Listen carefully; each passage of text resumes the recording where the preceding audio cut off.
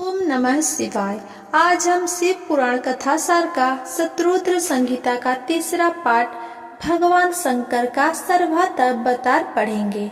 भगवान शंकर के भैरवावतार और उनकी लीलाओं का वर्णन करने के उपरांत नंदीश्वर ने कहा, महामुनि, भगवान शिव उत्तमोत्तम लीलाएं रचने वाले तथा पुरुषों के प्रेमी है, सत्पुरुषों के प्रेमी है, श्रेष्ठ भक्तों के हित साधन अपरिसीमित शिवावतार हुए हैं।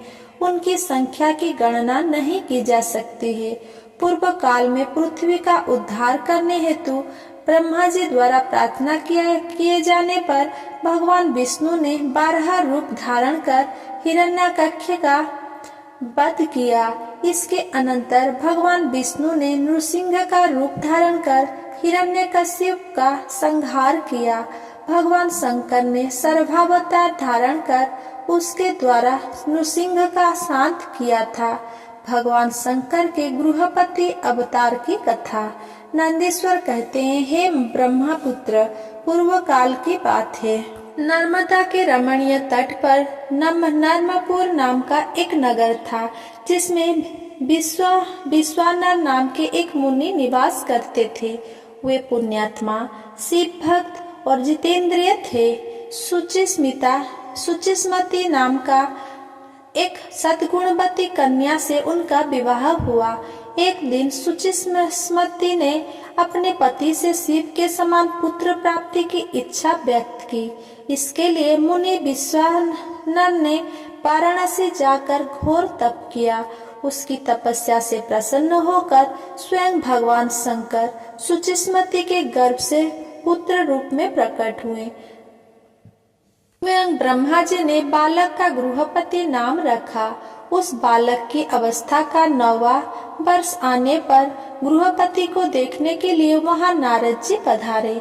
नारद जी ने बालक की हस्तरेखा देखकर बालक की प्रशंसा की, पर साथ ही कहा कि मुझे शंका है कि इसके 12वें वर्ष में इस पर विचलित अथवा अग्नि द्वारा विघ्न आएगा। यह कहकर नारद जी वहां से चले गए। नारद जी की बात सुनकर माता पिता अत्यंत शोक संतप्त होकर रुदन करने लगे। उनको रोते हुए देखकर गृहपति ने उन्हें आश्वस्त किया और कहा कि मैं मृत्युंजय की भली भांति आराधना करके महाकाल को भी जीत लूंगा। आप लोग पूर्ण रूप से निश्चिंत हो जाएं। माता पिता के चरणों में प्रणाम कर गृहपति काशीपुरी में जा पहुँचे। वहाँ पहले मणिकर्णिका में स्नान कर भगवान विश्वनाथ का दर्शन किया। इसके अनंतर उन्होंने वहाँ शुभ दिन में शिवलिंग की स्थापना की और वे कठोर तप करने लगे। कुछ समय बाद भगवान सदाशिव वहाँ प्रकट हो गए और उन्होंने गृहपति को वर प्रदान करते हुए कहा कि तुम अग्नि का पद ग्रहण करने वाले हो जाओ। तुम सभी देवताओं के वरदाता बनोगे। तुम समस्त प्राणियों के अंदर जठर अग्नि रूप से विचरण करोगे। तुम्हारे द्वारा स्थापित ये शिवलिंग तुम्हारे नाम पर अग्निश्वर नाम से प्रसिद्ध होगा। जो लोग इस अग्निश्वर लिंग के भक्त होंगे, उन्हें बिजली और अग्नि का भय नहीं रह जाएगा। उनकी कभी अकाल मृत्यु भी नहीं होगा। नंदीश्वर जी कहते हैं, मुने, यह कहकर शिव जी ने गृहपति के माता पिता के सामने उस अग्नि का दिक्पति पद पर अभिषेक कर दिया और स्वयं उसी लिंग में समा गए। हे तात, इस प्रकार मैंने तुमसे भगवान शंकर के गृहपति नामक अग्न्यावतार का वर्णन किया। जो ब्राह्मण अग्निहोत्र परायण होकर पंचाग्नि का सेवन करते हैं, वे अग्नि के समान वर्चस्वी होकर अग्निलोक में विचरते हैं। जो शीतकाल में शीत निवारण के निमित्त लकड़ियां दान करता है तथा जो श्रद्धा पूर्वक किसी अनाथ का अग्नि संस्कार करा देता है, वो अग्निलोक में प्रशंसित होता है। दी जातियों के लिए यह अग्नि परम कल्याणकारक है। भगवान शंकर के महाकाल आदि प्रमुख 10 अवतारों का वर्णन। नंदीश्वर बोले, हे सनत कुमार, अब आप शंकर जी के महाकाल आदि 10 अवतारों को भक्ति पूर्वक सुनिए। उसमें प्रथम महाकाल नामक अवतार है, जो सज्जनों को भोग एवं मोक्ष प्रदान करने वाला है। इस अवतार में उनकी शक्ति महाकाली है, जो भक्तों को अभिष्ट पद प्रदान करती है। दूसरा अवतार तार नाम से विख्यात है, जिसकी शक्ति तारा है। तीसरा अवतार बाल भुवनेश्वर है, जिनकी शक्ति बाला भुवनेश्वरी है। चौथा अवतार षोडश श्री विद्वेश के रूप में प्रकट हुआ है। इनकी महाशक्ति षोडशी श्री महाविद्या है। पांचवा अवतार भैरव नाम से प्रसिद्ध है। उनकी महाशक्ति गिरिजा भैरवी है। शिव का छठा अवतार छिन्न मस्तक है, जिनकी महाशक्ति छिन्न मस्तका गिरिजा है। सातवें अवतार का नाम धूमवान है। इनकी शक्ति धूमावती है। आठवां अवतार बगलामुख है, जिनकी शक्ति बगलामुखी है। नौवां अवतार तंग मातंग नाम से विख्यात है, जिनकी शक्ति मातंगी है। 10वां अवतार कमल नामक शंभु है। इनकी शक्ति पार्वती का नाम कमला है।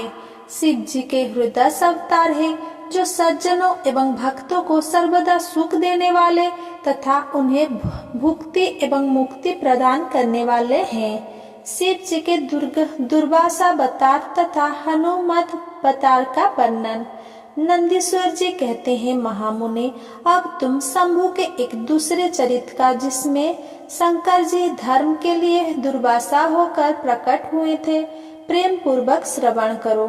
अनुसुआ के पति ब्रह्मवेत्ता अत्रि ने ब्रह्मा जी के निर्देशानुसार पत्नी सहित रुक्यकुल पर्वत पर जाकर पुत्र की कामना से घोर तप किया।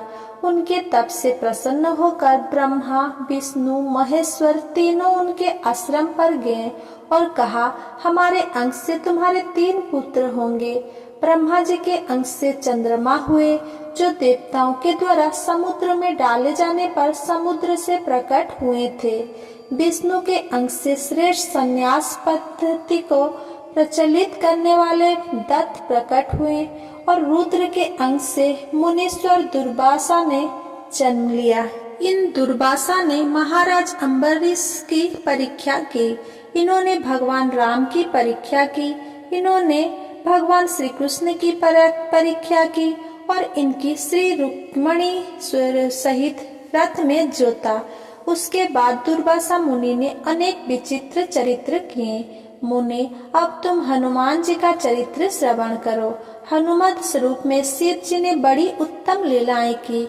एक समय की बात है, जब अत्यंत अद्भुत लीला करने वाले भगवान शंभु को भगवान विष्णु के मोहिनी स्वरूप का दर्शन प्राप्त हुआ, तब कामदेव के बाण से आहत होकर उन परमेश्वर ने राम कार्य की सिद्धि के लिए अपना वीर्यपात किया। तब सप्तर्षियों ने उस वीर्य का पत्रपुटक में स्थापित कर राम कार्य की सिद्धि के लिए गौतम कन्या अंजनी के कान के रास्ते स्थापित कर दिया। समय आने पर उस गर्भ से शंभु महान बल पराक्रम से संपन्न बानर शरीर धारण करके उत्पन्न हुए। उनका नाम हनुमान रखा गया। महाबली हनुमान जब शिशु ही थे, उसी समय उदय होते हुए सूर्य बिंबों को छोटा सा फल समझकर तुरंत ही निगल गए। बाद में उन्होंने उसे महाबली सूर्य जानकर उगल दिया। देवर्षियों ने उन्हें शिव का अवतार माना और बहुत से वरदान दिए। फिर माता की आज्ञा से धीर हनुमान ने सूर्य के निकट जाकर उनसे अनायास ही सारी विद्याएं सीख ली। तदनंतर नंदीश्वर ने भगवान राम का संपूर्ण चरित्र संक्षेप में वर्णन करके कहा, मुने, कपिश्रेष्ठ हनुमान ने सब तरह से श्री राम का कार्य संपूर्ण किया, नाना प्रकार की लीलाएं की। इस प्रकार मैंने हनुमान जी का श्रेष्ठ चरित्र, जो संपूर्ण अभीष्ट फलों का दाता है, तुमसे वर्णन कर दिया। अगर मेरा ये वीडियो आपको पसंद आया हो तो मेरा वीडियो को लाइक, कमेंट, शेयर करें एंड मेरा चैनल को सब्सक्राइब करें। धन्यवाद।